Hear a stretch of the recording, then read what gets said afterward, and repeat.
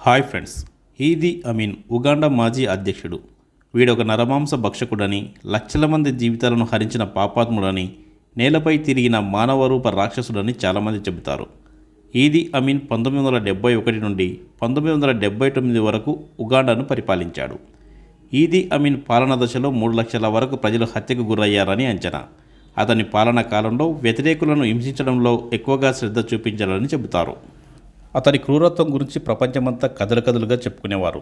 వాటిలో కొన్ని ముఖ్యమైన సంఘటనల గురించి ఈ వీడియోలో తెలుసుకుందాం. అమీన్ హయాంలో ఆరోగ్య మంత్రిగా ఉన్న Henry Kyemba a state of blood, the inside story of the Idi Amin అనే ఒక పుస్తకం రాశారు. అందులో ఆయన అమీన్ క్రూరత్వం గురించి చెప్పిన విషయాలు ప్రపంచానంతా వణికించాయి. అమీన్ తన శత్రువులను చంపడమే కాదు, వారు చనిపోయిన తర్వాత వారి శవాలను కూడా వదిలేవాడు కాడు. మార్చూరిలో శవాలు తెరిచి ఉండేవని, వాటి మూత్రపిండాలు కాలేయం, ముక్కు, పెదవులు, మర్మంగాలు మాయమయ్యేవని యుగండా మెడికల్ ఉద్యోగులు ఎప్పుడూ చెప్పుకునేవారు. 1974 జూన్లో ఫారిన్ సర్వీస్ అధికారి గాడ్ఫ్రీ కిగాలాను కాల్చి చంపినప్పుడు అతడి కళ్ళు పీకి శవాన్ని కంపాల బయట అడవుల్లో పడేశారు. చనిపోయిన వ్యక్తుల మధ్య కాసేపు ఒంటరిగా గడపాలని అనుకుంటున్నట్టు అమీన్ తనతో చాలాసార్లు అన్నారని కేయంబా తెలిపారు. 1974 మార్చిలో కార్యనిర్వాహక సైన్యాధ్యక్షుడు బ్రిగేడియర్ చార్లెస్ అరూబే హత్య జరిగినప్పుడు అమీన్ ఆయన శవాన్ని చూడడానికి మొలాగో ఆసుపత్రిలోని మార్చురికి వచ్చాడని ఆయన అన్నారు. శవంతో పాటు తాను అక్కడే కాసేపు ఒంటరిగా ఉండాలని అనుకుంటున్నట్టు అమీన్ ఆసుపత్రిలోని అధికారితో చెప్పారని కేయంబా తెలిపారు. కానీ ఆయన ఆ శవంతో ఏం చేశాడో ఎవరూ చూడలేదు.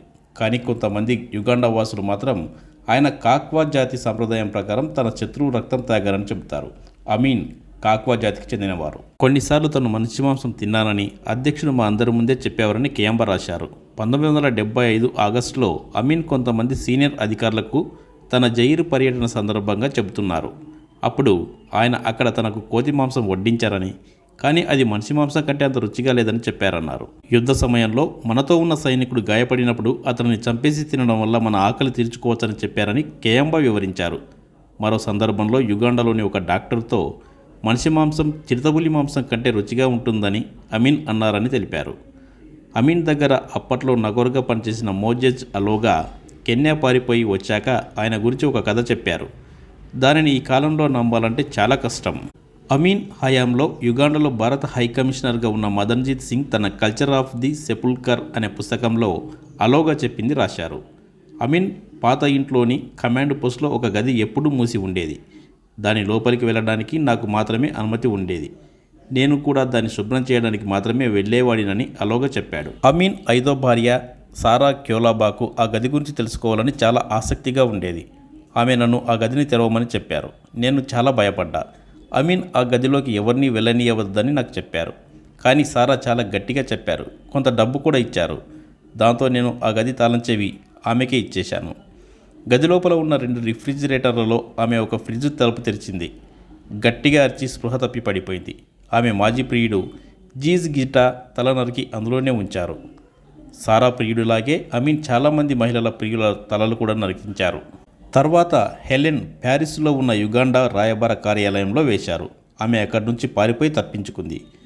మకెరేరే యూనివర్సిటీకి చెందిన ఒక ప్రొఫెసర్, తొరోరోలోని రాక్ హోటల్ మేనేజర్ భార్యలపై కూడా మనసు పడ్డ అమీన్ వారి భర్తలను పక్కా ప్లాన్ ప్రకారం చంపించారు. అమీన్ ప్రియురాల సంఖ్య లెక్క పెట్టడం కూడా కష్టం. ఒకప్పుడు ఆయన కనీసం 30 మంది మహిళలతో సంబంధాలు నడిపేవారని, వారి కోసం ఆయన మొత్తం యుగాండా తిరిగేవారని చెబుతారు. ఆ మహిళలు ఎక్కువగా హోటళ్లు, ఆఫీసులు, ఆసుపత్రుల్లో నర్సులుగా పనిచేస్తూ ఉండేవారని చెబుతారు. 1979లో టాంజానియా సైన్యం మరియు ఉగాండా గూర్ఖా గ్రూప్స్ అతన్ని అధికారంలో నుండి తొలగించారు.